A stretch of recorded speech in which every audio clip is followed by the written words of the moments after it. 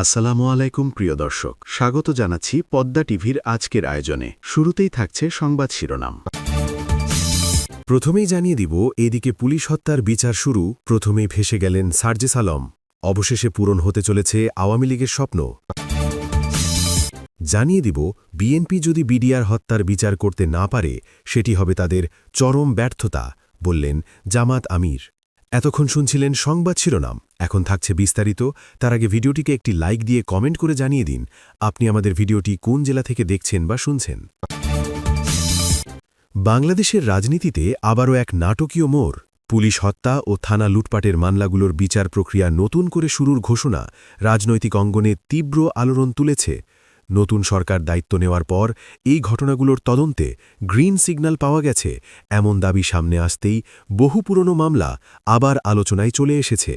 তোমার বক্তব্য অনুযায়ী পুলিশের উপর হামলা ও হত্যার সঙ্গে জড়িতদের বিচারের আওতায় আনার উদ্যোগ শুরু হয়েছে এবং এর প্রথম ধাক্কা গিয়ে পড়েছে সার্জিস আলমের দিকে। এই ঘটনাকে কেন্দ্র করে প্রশ্ন উঠছে, এবার কি তবে তথাকথিত জুলাই সন্ত্রাসীরা একে একে আইনের মুখোমুখি হতে চলেছে? তোমার বয়ানে পরিষ্কারভাবে উঠে এসেছে যে পুলিশ হত্যা মামলাগুলো পুনরুজ্জীবিত করার সিদ্ধান্ত নেওয়া হচ্ছে। এর অর্থ দাঁড়ায়, আগে যেসব মামলার রাজনৈতিক বা প্রশাসনিক কারণে থেমেছিল সেগুলো আবার সক্রিয় করা হবে। এখানে মূল দাবি হল, কারা কারা পুলিশের হত্যা ও থানায় হামলার সঙ্গে জড়িত ছিল তা নতুন করে তদন্ত করে তাদের বিচারের আওতায় আনা হবে। এই বক্তব্যের ভেতর দিয়ে একটি বড় প্রশ্ন সামনে আসে, এই তদন্তের আওতায় কি কেবল নির্দিষ্ট কিছু ব্যক্তি আসবে, নাকি বহু মানুষকে একসঙ্গে কাঠগড়ায় দাঁড়াতে হবে? তোমার লেখায় জুলাই যোদ্ধা ও জনতা এই দুই শব্দ ব্যবহার করে একটি বড় সামাজিক রাজনৈতিক বাস্তবতার ইঙ্গিত দেওয়া হয়েছে। যদি পুলিশ হত্যা মামলাগুলো নতুন করে চালু হয় এবং ব্যাপক তদন্ত হয়, তাহলে কি অসংখ্য মানুষ এতে জড়িয়ে পড়বে? অনেকের কাছে যারা আন্দোলনের অংশ ছিল তারা নিজেদের যোদ্ধা হিসেবে দেখে, কিন্তু রাষ্ট্রীয় আইনের চোখে যদি সেই সময়ের সহিংস কর্মকাণ্ড অপরাধ হিসেবে বিবেচিত হয়, তাহলে সেই পরিচয় বদলে গিয়ে অভিযুক্ত হয়ে যাওয়ার আশঙ্কা তৈরি হয়। এখানেই সবচেয়ে বড় ভয় ও অনিশ্চয়তার জায়গা তৈরি হয়েছে। তোমার বক্তব্যে আরেকটি শক্তিশালী রাজনৈতিক ব্যাখ্যা উঠে এসেছে। এই পরিস্থিতিকে আওয়ামী লীগের জয় জয়কার হিসেবে দেখা হচ্ছে, অর্থাৎ যেসব মামলা ও ঘটনা অতীতে আওয়ামী লীগের বিরুদ্ধে ব্যবহৃত হয়েছিল বা আওয়ামী লীগ সমর্থকদের মধ্যে আতঙ্ক তৈরি করেছিল, সেগুলো এখন উল্টো দিক থেকে ফিরে আসছে। যারা আগে মামলার ভয় নিয়ে চলাফেরা করত, এখন তারা সরকারের বাইরে থাকার কারণে আরও বেশি আতঙ্কে আছে, এমন অনুভূতি প্রকাশ পেয়েছে।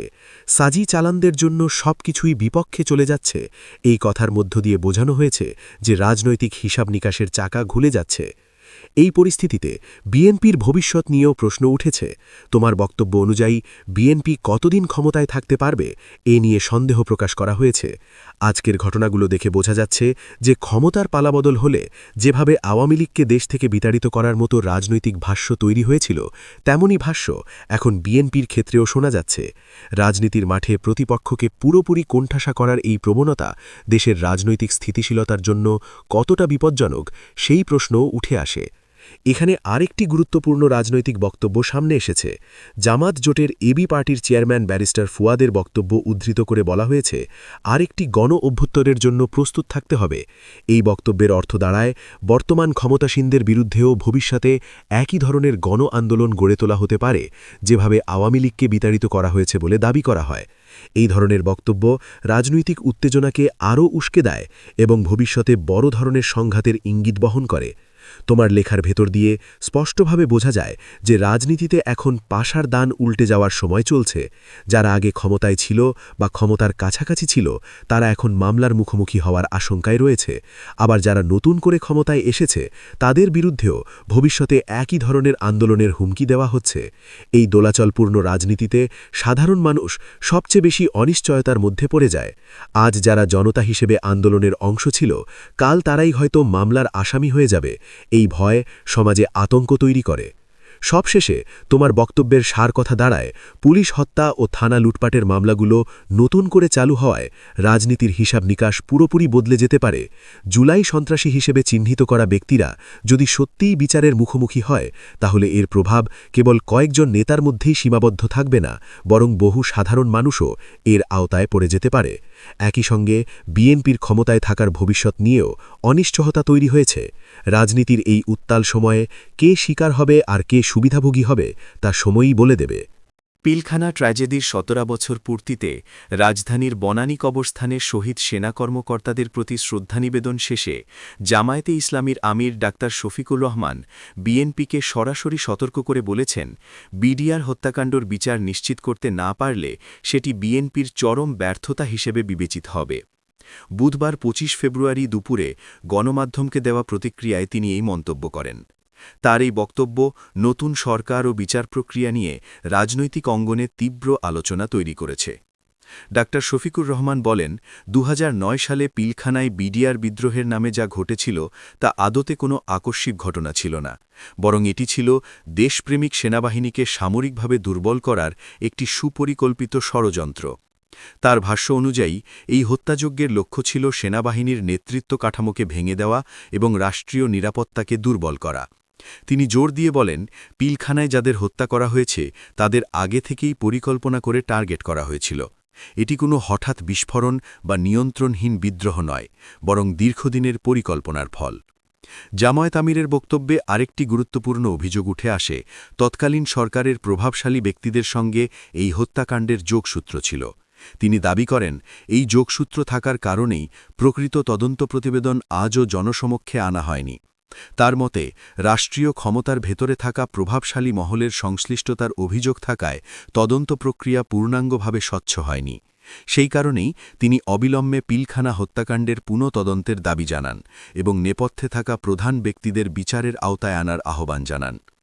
ডাক্তার শফিকুর রহমানের বক্তব্যে বিচার নিশ্চিত করার প্রশ্নটিকে তিনি সরাসরি নতুন সরকারের দায়িত্ব হিসেবে দেখিয়েছেন।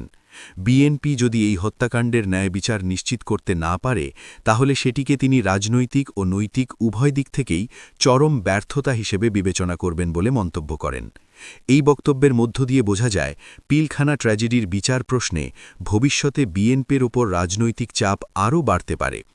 এর আগে একই দিনে সকাল ১০টায় পিলখানা ট্র্যাজেডির শহীদদের প্রতি শ্রদ্ধা জানান রাষ্ট্রপতি মোহাম্মদ সাহাবুদ্দিন ও প্রধানমন্ত্রী তারেক রহমান। এই সময় স্বরাষ্ট্রমন্ত্রী সালাহুদ্দিন আহমদ, স্থানীয় সরকারমন্ত্রী ও বিএনপির মহাসচিব মির্জা ফখরুল ইসলাম আলমগীর এবং ৩ বাহিনীর প্রধান উপস্থিত ছিলেন। রাষ্ট্রের সর্বোচ্চ পর্যায়ের এই উপস্থিতি পিলখানা ট্র্যাজেডির গুরুত্ব ও স্মরণীয়তার বিষয়টি আবারও সামনে নিয়ে এসেছে। বুধবার ২৫ ফেব্রুয়ারি পিলখানা ট্র্যাজেডির ১৭ বছর পূর্ণ হয়। ২০০৯ সালে ২৫ ফেব্রুয়ারি দেশের বিভিন্ন স্থানে একযোগে তৎকালীন বাংলাদেশ রাইফেলস সদস্যদের বিদ্রোহের ঘটনা ঘটে। তবে সবচেয়ে ভয়াবহ ও নির্মম হত্যাযজ্ঞ সংঘটিত হয় রাজধানী ঢাকায় অবস্থিত বিডিআর সদর দপ্তরে।